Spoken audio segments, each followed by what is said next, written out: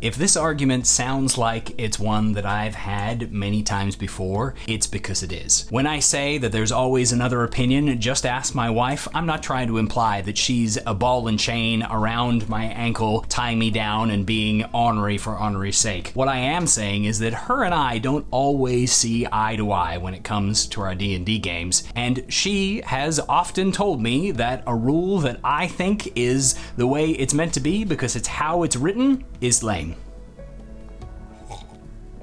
And she's right.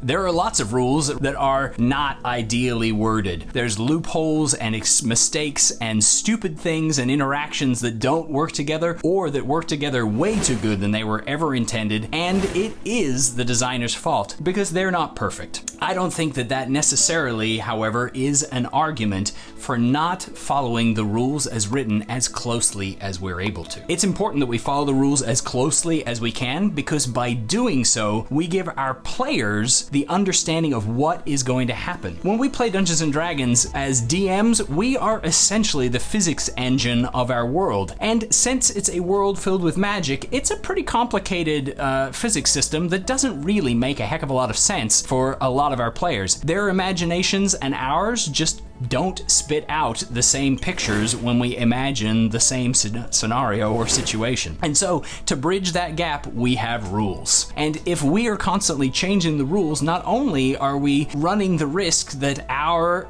mental playtesting doesn't match up to the hundreds or thousands of hours of playtesting that goes into a properly designed game, not to mention the degrees and schooling and effort and time that designers truly have, but on top of that, we're also saying to our players, hey, I know you have these books that tell you what all the rules are, but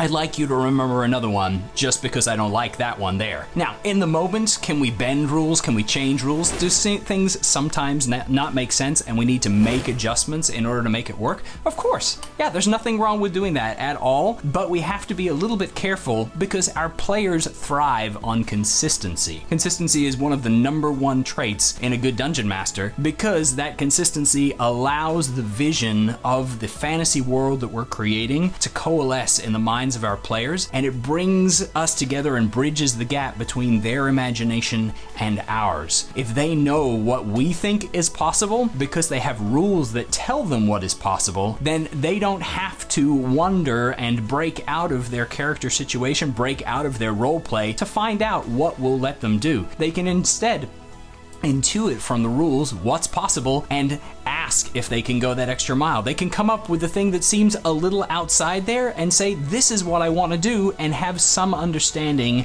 of whether or not we're going to allow it or what kind of price we're going to make them pay to be able to do it. Adhering as closely as we can to the rules as written improves our Dungeons & Dragons games. It's hands down that simple from my perspective. That said, there is always another opinion. Just ask my wife.